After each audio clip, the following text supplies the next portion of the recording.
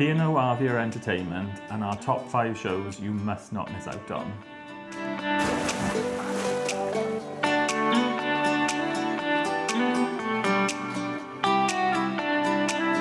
Hi everyone, welcome back to Tuesday with Jordan and Andrew. For those who haven't seen our page before, I'm Jordan. And I'm Andrew. Today we're talking about the entertainment on the Arvia. So the bits we're going to be covering are the headline theatre, the Sky Dome shows, the bar entertainment, the dinner entertainment, the atrium, I think that's it, isn't it? And the clubhouse. And the clubhouse. Well, I always miss the clubhouse. It's kind of like bar entertainment, I suppose, isn't it? But yeah, but the clubhouse is huge. it's a bit more. Yeah. Anyway, so we're going to start with the headliners. Drew, talk me about the headliners.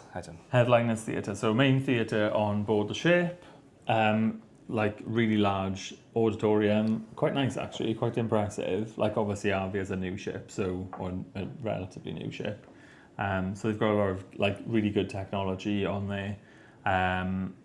That's like holding like Broadway-style shows, I suppose. It's generally one of our go-to places, isn't it? The theatre, whatever ship we go on. Yeah, so I think the entertainment is quite important to us on a cruise, because you can, obviously you're getting great food, great service, like amazing drinks and like bar staff, and then having that entertainment as well is like something perfect to do of an evening, because otherwise you're kind of like at a loss. You might be in the middle of the scene. I think it's fair to say as well, it's quite mixed on the Arvia, but only mixed because you've got a wide range of people to entertain, haven't you? From really young to maybe a bit older. Yeah, definitely. You don't have just one sort of demographic, so there is a wide range of entertainment on there. What kind of shows were in the headliners? It's quite a lot actually when you... It was quite a lot, yeah. So it's generally split between, I guess, groups that come on and off the ship or individual artists. Well, like every couple of weeks. Yeah, so I think we caught the privateers, which were, I guess, like a... would you call it like an Irish sort of like folk band? Yeah. They were amazing, but they were only on the ship, I think, for the first 3 days of our sailing. So we were on there for 2 weeks.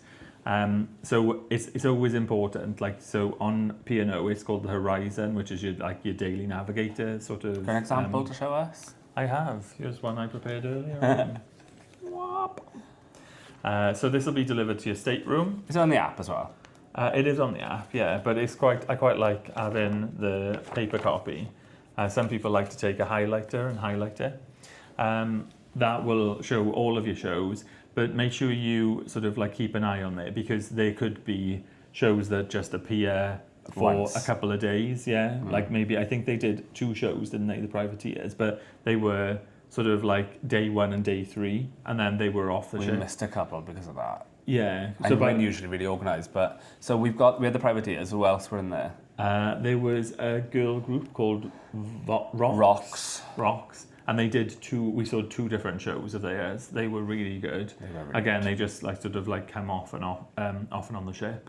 That poor girl, didn't she? She'd twisted her ankle, didn't she? And then she had to do the second show, like they were really totally good, sitting down, but she was still amazing. So God bless her. And then we had some bigger shows then, didn't we? Like Sky's the Limit. We'd seen Sky's the Limit before on Iona, and our smiles are on purpose because it's just cheese on chips, basically, isn't it? Yeah. I think it's more for the family viewers. I really enjoyed it. Like, but that says more about you than you realise. It's total cheese. So they're put on by the headliners cast. If I could, I'd make you get up and do the strut. Honestly, I would actually do the strut, but I'd be too embarrassed. I thought it was really good. It was like I said, it was just like cheese personified. It's based around like going on holiday. Ironically, obviously, because you're on a cruise ship, I think a lot of it is based around going on a plane and then a pilot, and they actually get on a plane. That's another good thing as well about the headliners theatre. They've got like a lot of like move-in set, which is quite impressive, I think, for a fair play to the cast, mind. They do most of these shows. Yeah. So they did another one called Festival, which is what it says on the tin. A group of kids going to a festival. Yeah. And the music is quite similar. The dancing is really good as well, yeah. And then they also did one called Greatest Days, which obviously any Take That fans out there will realise that's why it's a Take That sort of performance. I think Gary Barlow's pretty much part of the entertainment, isn't he? Yeah, so Laura... Well, he's not in it, but he a lot of the I guess the entertainment is put together. I couldn't think what I was trying to say then. A lot of the entertainment's put together by Gary Barlow and like a team of people around Gary Barlow. And this is like number 1 on the top 5 things you must go and see. Whilst Sky's the Limit and Festival are really, like I said, cheese on a plate kind of shows, I feel like the headliners cast were made to Greatest Days. And I want to say the Greatest Days was a West End show. I don't know. I'm sure it was, because it was outstanding, I thought. I feel like everyone was cast for that show. The story and on that one was really good. We like the show, and the Greatest Days was fab, so I agree on our recommended list. So the point of this is to get our 5 recommended. There's number 1. There's your first one. And then we had another singer on there, Rachel Hornt. Ironically, I've seen this woman before on... what's that BBC programme called? In It Together. I don't know, All Together Now? All Together Now, yeah, that's it. You know, the one where they all sat there, there's like 100 of them, they With press their Jerry and sing. Halliwell. Well, she's incredible, but I didn't recognise her because she looks like Cher now. She Yeah. doesn't she? But she did a Cher night that we missed, but honestly, she can sing, can't she? Yeah, she did a lot of like other sort of mega artists. It was a sort of like a diva performance, wasn't it? It was. So it was Adele and... But Adele is which Adele song was the theme of the ship? I don't know why, but everywhere we were going, that song was on. I don't know. Anyway, in the afternoons as well, they do a lot of other entertainment for families. Like they did the Wavelength afternoon show, which is kind of like that couples thing where you have to Ben guess each Shepherd. other's stuff with Ben Shepherd. You got Basil Brush. You have like comedians, magicians, those kind of things. Yeah. Really nice for families in the day if you want to be indoor for a little bit. Talks through the Sky Dome. This is not like the Iona one because this opens. Yeah, so sister ship Iona has a fixed Sky Dome because I guess it's not going to the Caribbean every year. Caribbean? Yes. We're going though. Oh, we're going to the Caribbean. Anyway, moving on. Yeah, so Arvia's Sky Dome opens, which is like perfect in the day. There's a pool in there and a fixed stage. That's the difference, I guess, on Iona as well, is like they've got pieces that go over the pool and they move back and forth, so I thought that was quite cool. Very similar sort of style shows in the Sky Dome. I want to say it's a bit more family friendly, so I think it's more for, I guess, more aimed at the kids. I feel like it's vibe, isn't it? Yeah, it's a separate cast of people, I believe, up there, but they put on great shows up there, and then it's a bit more of a casual style seating because you're sitting on like deck chairs, I guess. Yeah, most things start up there at like 9, so I would suggest getting there a bit earlier than that, particularly if you want a good seat. Yeah. Like they had different shows, like one was digital, one was X, I think, or one was Play. Yeah. And it's quite cool, they put like the entertainment on the screen that matches it. And in the Sky Dome as well, they do lots of entertainment in the day when they put films on for children. It's fair play. Yeah. And then Nicole Scherzinger has a thing called... And it was, well, I think we popped in when it started and we went back. So unless we missed the really good bit, we did think it was... I didn't think you were actually going to say that on here then. It's not on our recommended list. Yeah. But it might be if you have a young family, to be fair. It was a bit more like a dance party, I guess. Yeah, the kids seemed to enjoy it, didn't they? Yeah. And then let's move on to the bar entertainment. We've got loads of bars around the Yeah. atrium stuff. They were with that lovely Spanish lady doing the clapping and the singing. She was fab. That was in the atrium, wasn't She was it? from Barcelona, and we had a lovely chat. She was great, wasn't she? Yeah. So there's a lot of, like, if you just want in a casual sort of drink, the atrium's a really good place. I Is there guess, like a Ben or someone singing as well? Someone was singing down there. You had a nice voice. yeah, there was a sort of like there was a busker Pianist. as well, wasn't Yeah. there? That kind of came in and out. So there's like loads of a variety of entertainment in the atrium, and it's a really nice place. It's a bit we like have an two airport, favourite we places, think, though. didn't we? When it comes to bar entertainment, where do we spend most of our time? The Crow's Nest. We did love the Crow's The Nest. Crow's Nest is really good. So it's on deck 17, up one floor from where we were, and then all the way in the forward, so just above the bridge. I hope you get to meet Kat Nipa as well, because she made our trip. She was hilarious. Kat Nipa is one of the bar staff in the Crow's Nest. She had and a crush on the was singer Joel. Absolutely hilarious. Yeah, Joel, was his name Joel Price? I think it was. He was a Welsh man. Yeah, so pianist, there's a big sort of grand piano in the crow's nest, and then there's entertainment in there in the It's really night. nice in there. They dress code after five-ish, Yeah. so no shorts and stuff. It's just really smart up there. Yeah, it's really nice and relaxed. They got really nice big chairs. But let's it come on was to our second recommendation, which would be the 710 Club. What is the 710 Yeah. Club? So 710 Club, I think, is like the birth child of, or the love child, is it? Which one? How do you call dunno. it? The love child of Gary Barlow.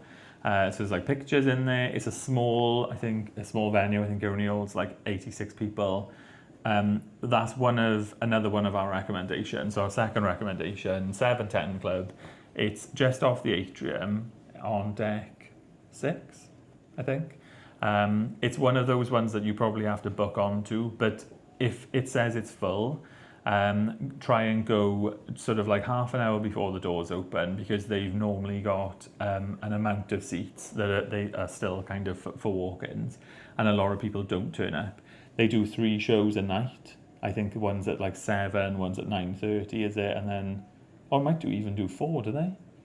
We went at 10, didn't and we? then there's one at half midnight or something ridiculous, like so late. So we went in pretty much at 10, because we need to be there it opens half an hour before, so you are right, it was 10:30. Yeah. We were always there at 10 to make sure we got a seat. But the band in there, the guy was actually from Bridgend, Yeah. and his voice was incredible.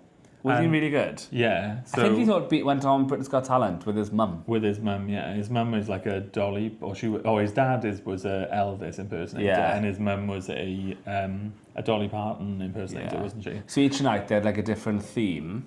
He was just very talented, I thought. And Jamie's actually going. So Jamie's the pianist and is kind of like the lead person. yeah. And he's back on. He's not on Arvia now. He's going to go back on Iona. So if you're going on Iona between now and January, you'll actually see Jamie on there. So give him a shout out from us as well. And then the next bit I think we should talk about is the clubhouse. Huge venue. Huge. Oh my god, what was the thing we did with the buzzers? I just remember that. That was good, but there was that other show as well that we missed, wasn't we? But it was This like, one where they had to do like a game, like a quiz show with the buttons. That was really good. like that was fastest finger first sort of thing. we were very good. Yeah, so it was like a massive variety of different types of entertainment in there. So you get everything from sort of like bands to like game shows or magicians, comedians, that kind of thing. But it's a bit more relaxed, a bit more family friendly. I think they do like a kids disco in there as well, don't they? Like earlier on. I think they did a bit of karaoke in there too, didn't they? Yeah. So lots of different stuff going on there. Again, it's quite relaxed in there. There's a big bar in there, and sort of bar staff coming around taking your orders as well. So quite a nice place to be. Especially a bit more of a family vibe, like you said, doesn't it? Yeah. Really nice. The next one we'll talk about is the dinner entertainment. So in the Limelight Club, which is like a private venue, you can pay them to have maybe a private performance sort of dinner with whoever's on there. Our one was Ray Quinn. Yeah. I think the week after that was going to be the guy from... he was on The Voice as well, wasn't he? It was Kevin Sims. Kevin Sims, that's it, thank you. From Liberty X. Oh, okay. He's got an incredible Lee voice. Mead's been on there, so West End stars. Lavoie has been on there. Oh, okay. He's like currently on Drag Race, like really like huge sort of personalities. So we had Ray Quinn. For those of you who don't know, Ray Quinn came second, I think, to Leona Lewis on X Factor. He was really good in here. If you're into that kind of music as well, he's very talented at it. Yeah, and this is our third recommendation. Our third recommendation, because the food was delicious. Yeah, really good. So it's an upcharge venue. I want to say it's only like a small amount of money. Well, it's not a small amount of money, but when you consider your dinner's included, you're going to be like dining and listening to really like good entertainment. So I think it was like 7:30 was it that we went there, but I think we arrived. So it said doors open at 7. We got there half an hour before, didn't we? We did. Also, though, my tip would be... Your tip? Just the tip. Just make sure you eat a little bit before. Only because the timing wasn't what I expected. So they like bring the person out first, have a little bit of a chit-chat and a Q&A, then they kind of start the starter. And then before you know it, it just took a little time. Yeah. Had I known, I think it would have been fine. But my steak was incredible. We were sort of like holding off, thinking like food was going to start being served sort of like at 7:30. I think the courses that you get like an amuse-bouche when you first arrive, which was like a bruschetta sort of thing. I'm sure we'll be showing it at some point in time. Oh, that was nice, actually, that. Then we had a starter, didn't we? Which you loved. Jordan loved his mushroom starter. Honestly, I didn't quite get the mushroom starter. Mushroom It was called scallops, it was called. Mushroom scallops. Mushroom scallops. Anyway, moving on. The steak was delicious. I enjoyed my... I had gravel axe, didn't I? Yeah. Then, like so Jordan said, so the artist comes out and does a bit of a Q&A. The host is one of like the entertainment staff, and they will ask for you to like write down questions to give in, and then they select the questions. But it was like really full in there as well, wasn't it? Like a room full of people. Yeah, it was full. And there was a wedding in there. Yeah, it's quite a big sort of venue there. So that's our third recommendation. Definitely recommend. We would definitely do it again. Yeah, I think even if you're not like overly enamoured by the person that's going to be in there, it's certainly a really nice experience. I guess it's similar to like dining in Epicurean, isn't it? But then you get entertainment as well, so it's kind of like a win-win. And you might see someone like new that you didn't even know about and have like a great time with them. Yeah, definitely. Yeah. And then last but not least, we have the entertainment in the atrium. Yes. So touched on it a little bit, I guess. We have touched on it because we spoke of the bar entertainment and having like the Spanish lady and the guys. That was technically in the bar atrium area, wasn't it? Yeah. To be fair. So physically in the atrium, they do a lot of, I guess, like could you call it acrobatic shows? Definitely, yeah. I don't think, well, not to my knowledge, that it's ever been something that's sort of like timed. It's just sort of like something that turns up there. So there's on our sailing, we only ever saw two ladies that were doing it. So there'll be like ropes, sort of, what do they call them? Like ribbons, is it? Yeah. Like the ribbons, and then they do like acrobatics because the atrium goes up over 3 floors, I think, doesn't it? So it's quite impressive. It like is really immersive, isn't it? And obviously wherever you're standing at any floor on the atrium, or if you're on the stairs, you get a fabulous view of that entertainment going on. It's always probably something just to look out for if you're passing through the atrium. If you see that they've like hooked something up, or you see that they've like cordoned something off, then it's likely to be happening like pretty soon. I think the last couple of times we saw it, it was sort of like about 9 o'clock, wasn't it? The recorder show, but I'm sure they do stuff earlier on in the day. 7:10. Yeah. So there's so much more entertainment that we obviously haven't covered on the ship, from things like bingo to line dancing, whatever. There's so many entertainment venues and so many things you can join. Like just looking at the horizon alone, the book is full, and that's just one day. There's so much on there. So what were our top 5? We said Greatest Days. Yeah, so Greatest Days, definitely try and go and see that, because if you, and I'm sure loads of people love Take That music, don't they? Yeah. And I think even if you don't, I think it's just a really good story. I wasn't expecting the story to be that story. I know, it was a really, we won't like obviously say the story. But we haven't got any footage either of that show, only because it's protected show, so you can't do any filming. Obviously we've put in different bits and pieces of footage that we've collected. So Greatest Days, I would definitely say Jamie in the 710 Club. Yeah. I know you may not have Jamie, you may have someone else, but it's a really nice vibe in there. And if the singer's good, then it's a really nice way to either start or finish your evening, depends on where you are. But Gary Barlow handpicks all of the artists that use the 710 Club or entertain in the 710 Club. So He's got some wine in there too. Oh yeah. I don't know if it's his wine, but it's named after him. Oh yeah, I love pressing a nice full-bodied Gary Barlow up against my lips. Moving on. Then we recommended The Limelight, but again, I totally understand that depends on who's going to be in there. It's quite a varied cast in there. Yeah. 4th, then we didn't say earlier, but I reckon the Rocks group were really good. Yeah, maybe in general, just any sort of like travelling.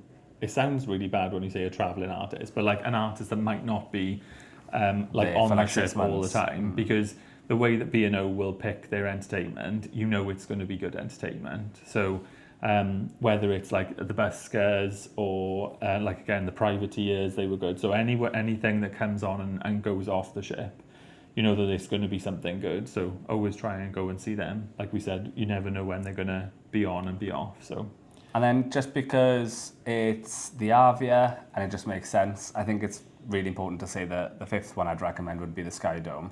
Maybe not for a couple like us, but I think it's a family-friendly ship, isn't it? Yeah, and you can't really go on there and not go to the Sky Dome. So I would say the fifth one should be the Sky Dome. Do you agree?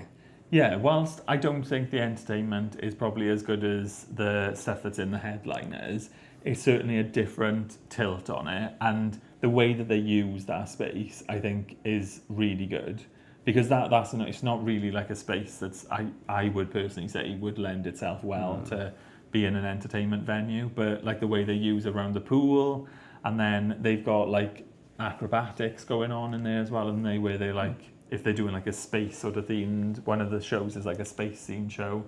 Oh my God, we haven't spoken about the casino. Casino. I think that should be in there. The casino entertained me for 2 weeks. Well, yeah, whilst it's not really entertainment, like it did Oh, entertain I was. Jordan. I've never played the roulette before. Turns out, I'm an addict. Turns out Jordan's a shark when it I comes did to really well in the roulette, which ships. surprised me. Get me back on the ship. I really, really enjoyed the roulette. And I appreciate not everyone can do the roulette, or if you're not over the right age, but Yeah. that was pretty class. If you're over the age of 18, I guess. You're Right. alright. So that's the entertainment summed up for us. Thank you so much for listening. I'd love it if you could give us a like maybe and subscribe. Yeah. Yeah. And then if you you're- want, check out our random other sort of content as well on Instagram or TikTok. We've got different sort of content on there. We really enjoyed making these videos, and Yeah, this is going to be the last sort of episode in the P&O Arvia series for now, until we go back on P&O Arvia again, hopefully. But there's going to be a lot more to come from the stops that we did on P&O Arvia next. But yeah, if you're enjoying our stuff, please like this video and subscribe, because it does help us out massively. thanks everyone. Thank you. Until next time. Adios. Bye.